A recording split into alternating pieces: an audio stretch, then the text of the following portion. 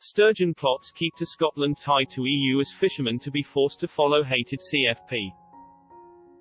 Nicola Sturgeon's SNP have unveiled a decade-long fishing strategy to stay aligned to controversial EU fishing laws as relations between London and Edinburgh turn sour over a Brexit trade deal. In a snub to Boris Johnson's Brexit plan, the SNP-led Scottish Government unveiled plans to stay aligned to the EU Common Fisheries Policy. It comes as Brexit trade deal talks led by Michel Barnier and Lord Frost continue to be an impasse on fisheries, the core sticking point of the negotiations. The European Parliament yesterday set down a 3-day deadline for post-Brexit trade deal negotiators to strike a deal, warning that MEPs will not have time to ratify an agreement this year unless it is ready by Sunday night.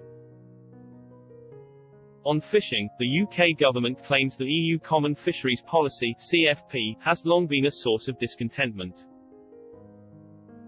Currently, present quotas are based largely on how member states fished in the 1970s, and this means the UK has a poor share of the total allowable catch.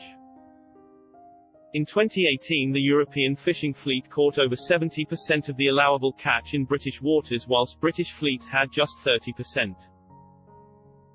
But the Scottish Government said they would align to the overarching outcomes and principles which underpin the EU's approach to fisheries, including those of the Common Fisheries Policy.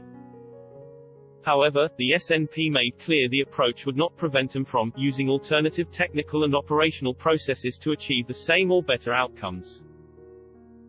The SNP-led government said they would engage directly with the EU to influence future reform of the CFP where appropriate and to demonstrate leadership in addressing key issues and challenges.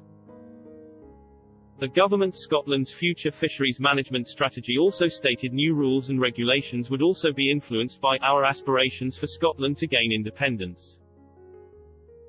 The strategy added, Scotland is a major fishing nation in the Northeast Atlantic and we manage our fisheries in partnership at an international level.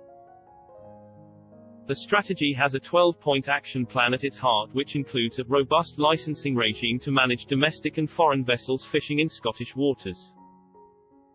Alongside this, the Scottish Government will also seek to improve their quota management processes as well as develop a new catching policy for vessels. The strategy comes despite a row between the UK Government over the Scottish Government being allowed to join in trade talks with the EU.